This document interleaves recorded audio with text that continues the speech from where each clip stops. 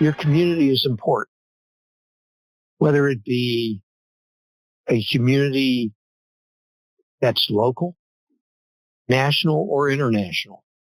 Uh, you need the wisdom of elders uh, who can pass on to you the passion for knowledge. You want that enthusiasm of youth within the community, that next generation that pushes you. Uh, Between those two extremes, the elders and the youth of a community, you get taught the basics. You learn to research. And I don't mean research like a formal research project. I mean research and find out information upon which you can act to make decisions throughout your life. And they also teach you to write, which makes you think in an organized fashion so that any thoughts that you might have, any directions that you might plan for yourself, you can kind of preserve it in a way that makes sense and follow through on. The CEF, the Chesterfield Education Foundation, to me, it supports education at its beginnings, at the foundation of education. It supports both the teachers and the students. It recognizes those individuals from our small community that have been successful, that might well serve as role models for our students, our present students, and our future students. You have to have such organizations. Otherwise, it's very easy for a whole generation just to kind of flounder about. They have no role models. They have they're not given individuals to look up to and to follow, if you will.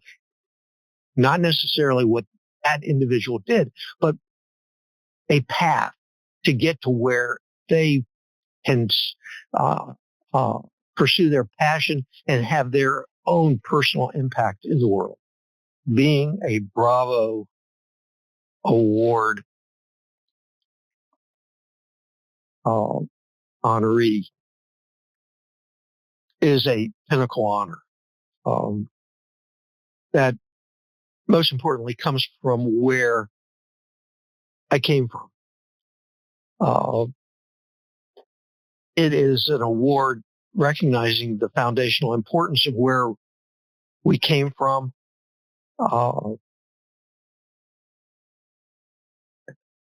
And it's an exemplar for today's students. I'm both honored and humbled, and I very much appreciate it beyond practically words. As for advice for the students, this is the same sort of advice that I got in many different forms throughout my elementary time at Enon Elementary, as well as at Thomasdale, and from my parents. First, set your goals. Stay focused. Don't be discouraged. Do be persistent. Stay humble. And then finally, recognize and remember those who made a difference for you and try to emulate them. That was the best advice that I was ever given. And I pass that along to any students that really want to try to make a mark for both themselves, their family, their community, and their country. Okay, I do not have one favorite memory. I have several. Sixth grade Mrs. Bass. her diagramming sentences, her group reading of bestsellers after lunchtime. My love of science came from Mr. Peck in the calculus class. My love of literature and writing from Mr. Edmondson, English. Love of history, classical, civilization, culture. Miss Webb, my Latin teacher. My love of both individual and team accomplishment. Mr. Brown, tennis coach. And, the value of loyalty and lifelong friendship. I remember daily enjoying the company of my high school chums, Dave Perez and Mark Raudebush.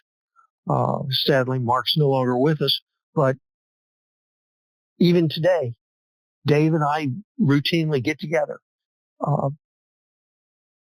This would never have happened without having wonderful guidance, wonderful experiences with these incredible mentors. And